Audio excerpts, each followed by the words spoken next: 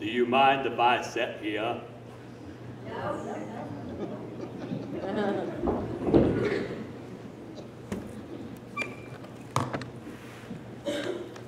My name is Morris Gump.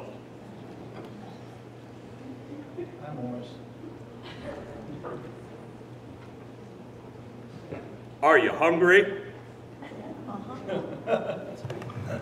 I'd be happy to share my snack with you. I forgot, I ate it already.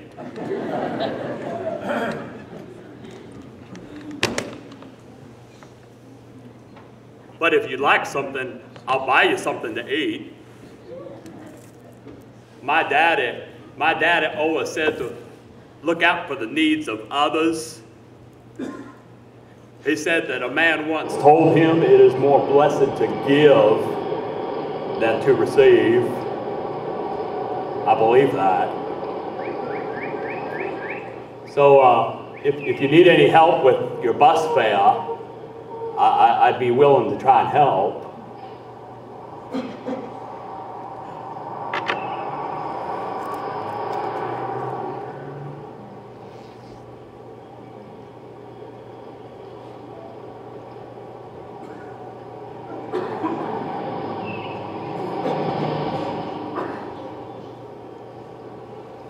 Do you like my shoes? My mama, she always said that my shoes were my magic shoes. They could take me anywhere. And they did take me pretty near everywhere around Jericho. That's where I'm from, Jericho. You probably don't know a whole lot about Jericho. This one really big battle happened there one time.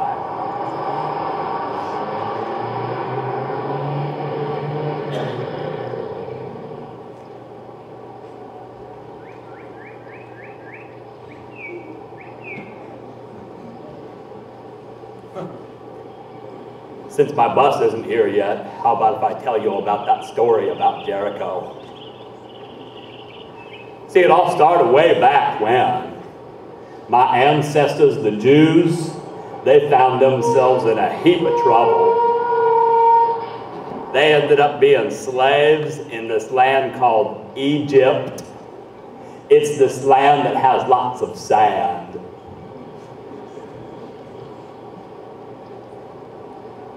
And they cried out to God for over 400 years.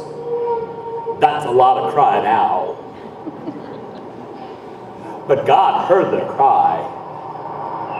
My daddy says he always does. My daddy knows. And so God heard their cries and he sent them this man named Moses. I like saying the name Moses. Moses was already an old man when God called him to go, but he went to the king of Egypt. His name was Pharaoh. I also like saying Pharaoh. And Moses went to Pharaoh and said, God says, let my people go. But Pharaoh said, no, no, no. Who's going to let their slaves go for free? So God sent 10 of these things called plagues on the Egyptians. I don't know exactly what a plague is, but I know it's always something really bad. And after the first 9 really bad plagues, Pharaoh still said no, no, no. And so God caused the last plague, which was the worst plague. God said the firstborn son in all of Egypt was going to die one night. Even among the Jewish people, unless they did something. Moses told them they had to go out to their own flocks and to go either among the sheep or the goats, and they had to find a 1-year-old male sheep or goat that was perfect.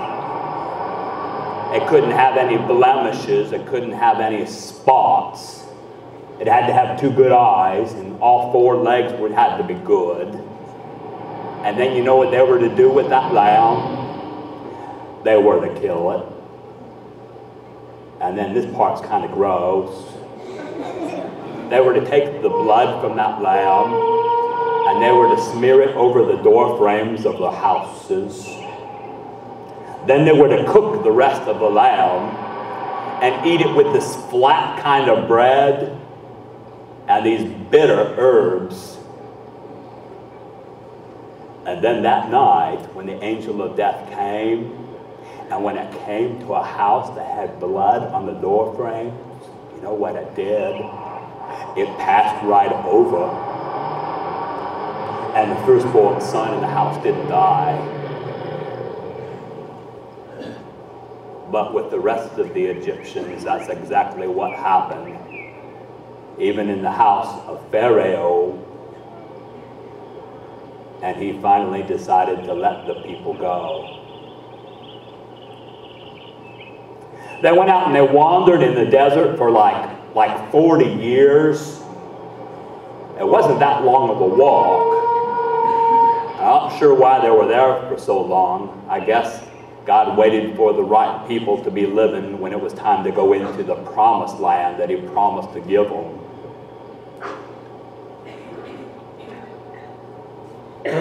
But right before they went into that land, this man named Moses died, and God chose someone else to lead the people. His name was Joshua. My people call his name Yeshua. It means one who saves. And Joshua led the people into the promised land. You know the first city they came to?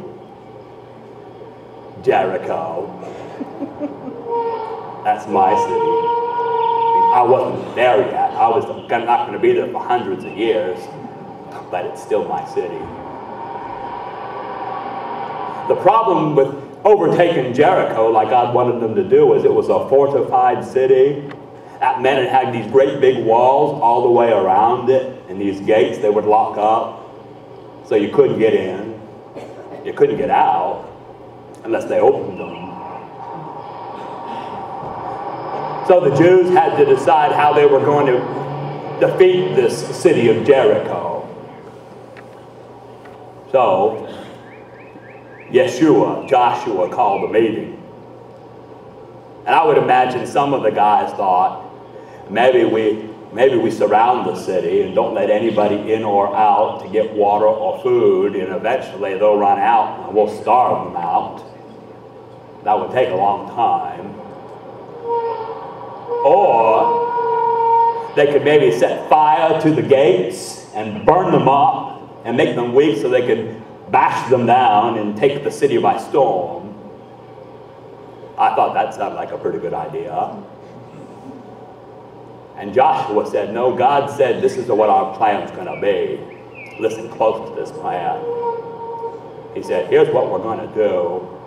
We're going to form a parade, and we're going to put 7 priests in the front blowing trumpets, and then we're going to carry the Ark of the Covenant. That was this fancy gold box that had in it 3 things. It had in the 10 Commandment tablets, and it had a jar of the manna, the bread God fed them with in the wilderness for 40 years. And it even had Aaron's staff, the one that helped perform all those miracles. And then behind this box, the army would march. And Joshua said, this is what we're going to do. We're going to go out and we're going to march around the city, and then we're going to come back and go to bed.